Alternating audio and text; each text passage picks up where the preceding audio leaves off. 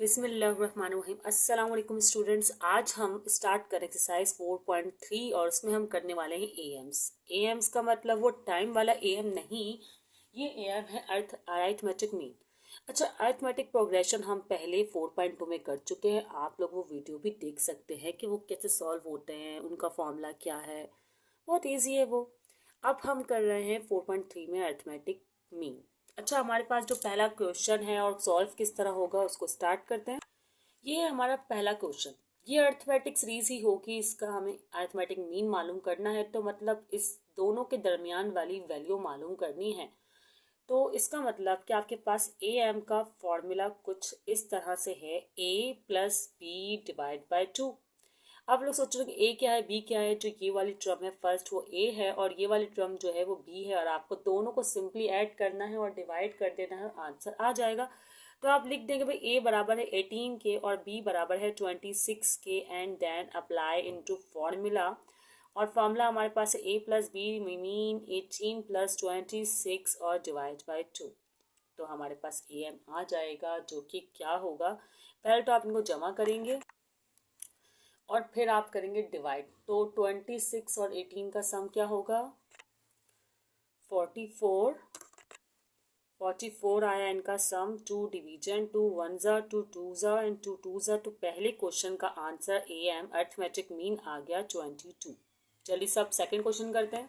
अब ये second question है, इसमें भी ए की वैल्यू आप लेट कर लें या लेट ना भी लिखें, ए डायरेक्टली लिख लें तब भी कोई फर्क नहीं पड़ता। 10 + 5√3 और b की वैल्यू हो गई 4 - 5√3।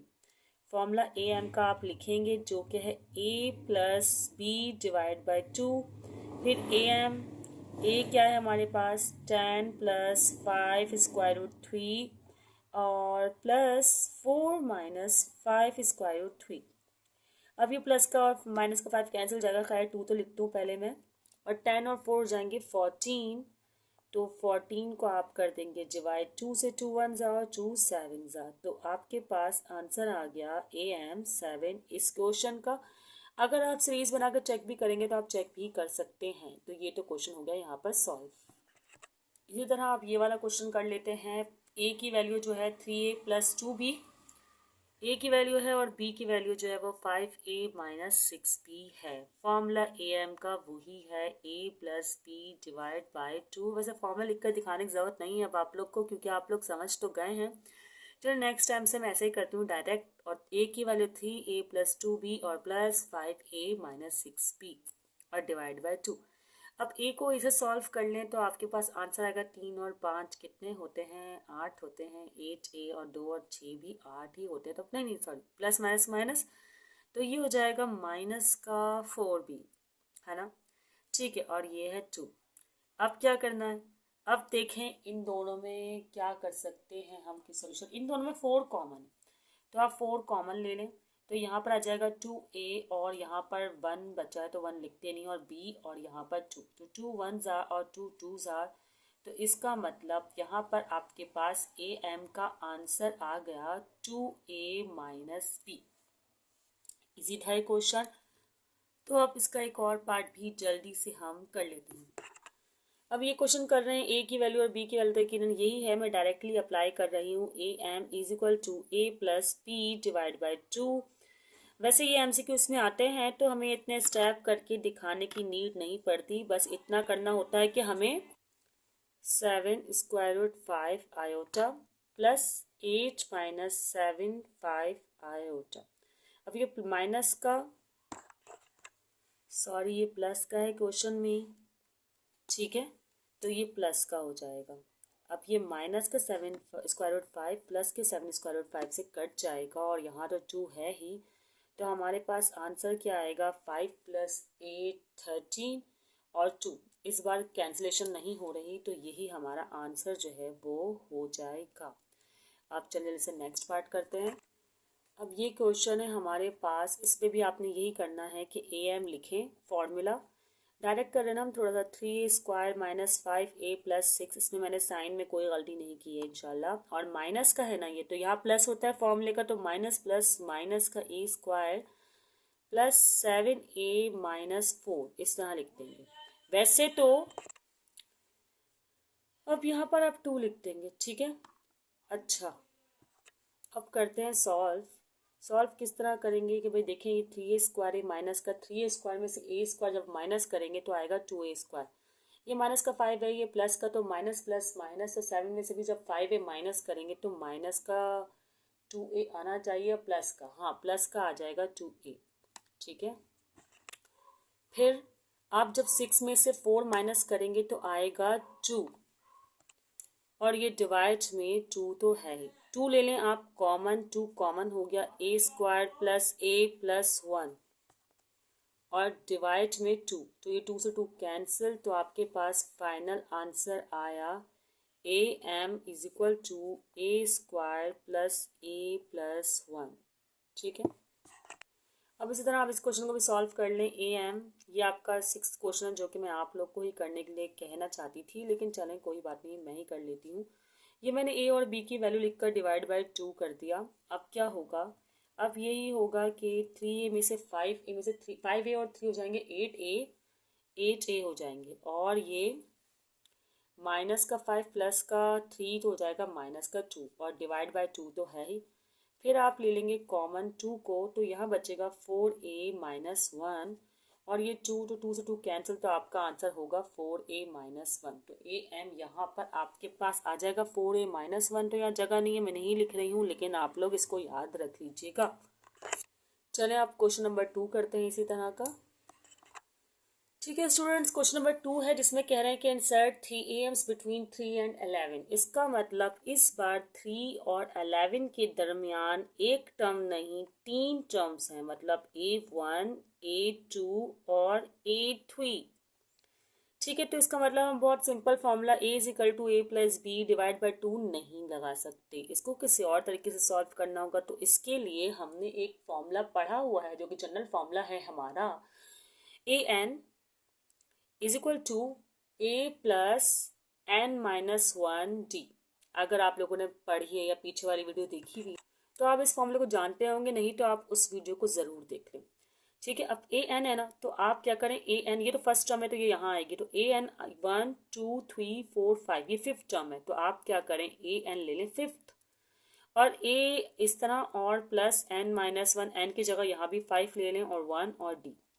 ठीक है, फिर क्या करें कि A5 की वैल्यू आपको दी हुई है 11, वो आप रखें, और A की वैल्यू आपको दी हुई है 3, वो भी आप ज़रूर पुट करें। 5 माइनस 1 4, और D इससे हम निकाल लेंगे D, लेकिन D का हमें यूज़ कहाँ करना है ये आपको पता चल जाएगा अभी। प्लस का 3 यहाँ जाके माइनस का 3 हो जाएगा, तो ये हो जाएगा आपके पास 8, और ये 4 मल्टीप्लाई में है तो डिवाइड हो जाएगा, तो D की वैल्यू इन शॉर्ट आपके पास आ जाएगी 2। क्यों, 4 1 ज़ा 4 2 ज़ा, तो D की वैल्यू 2 आ गई। अब जी की वैल्यू 2 लाने से हमें क्या फ़ायदा हुआ बता देती हूँ। देखिए भाई, आपको सीक्वेंस मालूम करनी है। फर्स्ट टर्म जो अर्थमेटिक सीक्वेंस है ना वो इस तरह होती है, ए फिर ए प्लस डी, इसी तरह ए प्लस 2d, फिर ए प्लस 3d, और ए प्लस 3d, हाँ ए प्लस 3d, ए प्लस इसी तरह सो ऑन ना 4g 5d। अब आपके पास ए तो आपके पास गिवन है, ए आपको तो ये टर्म चाहिए, तो इसका मतलब ए प्लस डी, तो आप पहले क्या करेंगे, A1 मालूम करने के लिए कर लेंगे ए प्लस डी।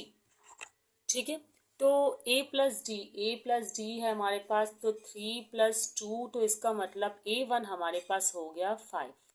इसी तरह A2 के लिए अब ए प्लस 2d लिखेंगे आप लोग, तो ए प्लस 2d लिखा, और ए क्या लिख रही हूँ मैं यार, ए की वैल्यू है ना 3 लिख रही हूँ, 3 और 2 और डी हमारे पास ये हमने निकाला है 2, तो यहाँ पर 2 सही।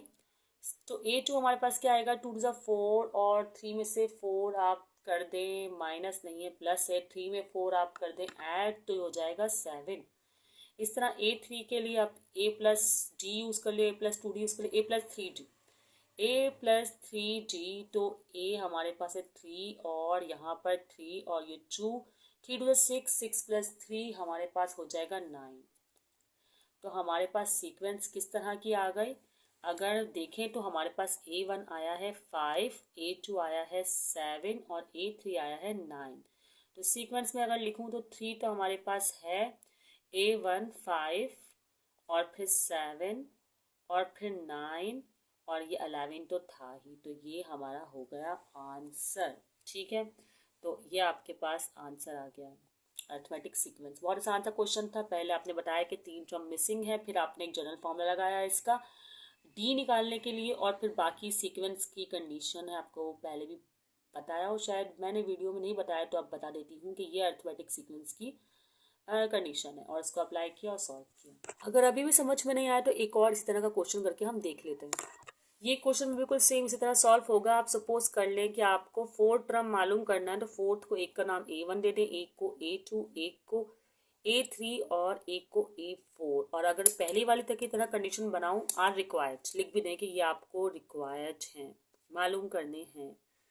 ठीक है, ओके।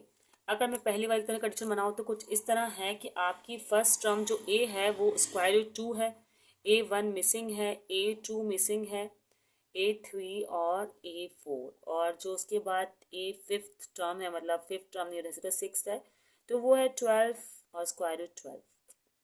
अब कंडीशन जो आपके पास है वो यही है, A+D, A+2D और इसी तरह सो ऑन। तो इसका मतलब कि आपको पहले डी मालूम करना है। तो डी मालूम करने के लिए अभी भी वही जनरल फॉर्मूला है हमारे पास। आखिरी टर्म कौन सी है हमारी, 1 2 3 4 5 6 टर्म है, तो हम A6 के हिसाब से फॉर्मूला जो है ड्राइव कर लेंगे, A+6 - 1D। अब A6 हमारे पास क्या है, 12 और √12। मैंने सिर्फ किया है, ये √12 नहीं है, सॉरी ये √2 है, ये √2 है, अभी हो जाता है गलत और फिर हमारी मेहनत जाती वेस्ट।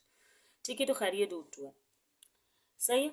अब क्या होगा, आगे करते हैं 12 और स्क्वायर रूट 2। अच्छा, एक और बात, ये इस तरह की इस फॉर्मूले से ड्राइव हुआ है, मैं यहाँ लिख देती हूँ ताकि अगर भूलना ना हो रहा हो तो। सही है, चलो तो फिर करते हैं। ए की वैल्यू क्या है हमारी, ये तो प्लस है, तो ए की वैल्यू है स्क्वायर रूट 2 और यहाँ पर 6 - 1 5 और डी। ठीक है, सबसे पहले तो आप स्क्वायर रूट 2 को, ये प्लस का यहाँ जाकर हो जाएगा माइनस का, तो हम कर लेते हैं इसको सॉल्व। माइनस का स्क्वायर रूट 2 हो गया और ये 5D एज इट इज यहाँ पर है ही। अब क्या करें, अब आप करेंगे एलसीएम। स्क्वायर रूट 2 को जब स्क्वायर रूट 2 से मल्टीप्लाई करेंगे तो इस तरह होता है एक्चुअली, स्क्वायर रूट 2 और स्क्वायर रूट 2 तो 2 का पेयर बन जाता है, वो बाहर आ जाता है, तो 2u हो जाएगा। ठीक है, और डिवाइड में आप स्क्वायर रूट 2 ही रखेंगे और ये 5D। ठीक है, अब क्या करना है आपको, इनको सॉल्व करना है। 12 में से 2 गए तो ये आया 10 और square root 2 as it is, और ये 5 और ये डी भी एज इट इज। अब 5 यहाँ पे मल्टीप्लाई में है तो यहाँ पर आकर हो जाएगा डिवाइड 5। ठीक है, तो हम 5 को इस साइड ले जाकर डिवाइड करवा देते हैं। 10 स्क्वायर रूट 2 डिवाइड बाय 5 इस तरह, और ये डी है, तो 5 1 ज़ा और 5 2 ज़ा। अब आपको करना ये है कि जो 2 है, ये जो 2√2 आया है, स्क्वायर रूट पे 2 नहीं होना चाहिए, ये सही नहीं है, तो इस तरह करें, यहाँ कर लेते हैं हम, g = 2 स्क्वायर रूट 2 आया, तो आप मल्टीप्लाई बाय स्क्वायर रूट 2 और डिवाइड बाय स्क्वायर रूट 2 करें, ताकि जिससे जो डिनोमिनेटर से है वो स्क्वायर रूट ख़त्म हो जाए, इसे रैशनलाइजेशन भी कहते हैं। तो होगा यही, क्या होगा, ये जगह 2√2 सही, और ये पेयर बन जाएगा तो हो जाएगा 2, और 2 से 2 कैंसिल, तो d की वैल्यू आ गई आपके पास स्क्वायर रूट 2। ये d की वैल्यू हो गई आपके पास। अब आपको 4 AMs मालूम करने हैं, तो जल्दी से कर लेते हैं मालूम 4 AMs। ठीक है, a नहीं लेंगे क्योंकि a तो ये फर्स्ट टर्म है ही, हमें A1 मालूम करना है, तो A+D, तो A1 के लिए हम करेंगे A+D। अब a क्या है हमारे पास, स्क्वायर रूट 2, और d क्या है, वो भी स्क्वायर रूट 2 है, तो हमारे पास जो है A1 का आंसर आएगा, जमा कर लेंगे इसको, यहाँ 1 है यहाँ 1 है, तो हो जाएगा 2 स्क्वायर रूट 2। ये हो गया A1 का आंसर। अब A2 का आंसर कर लेते हैं। A2 का आंसर निकलेगा A+2D से। ठीक है, a हमारे पास स्क्वायर रूट 2 है और d क्या हो जाएगा, 2 स्क्वायर रूट 2, तो ये हो जाएगा हमारे पास A2 आ जाएगा 1 और 2 3 स्क्वायर रूट 2।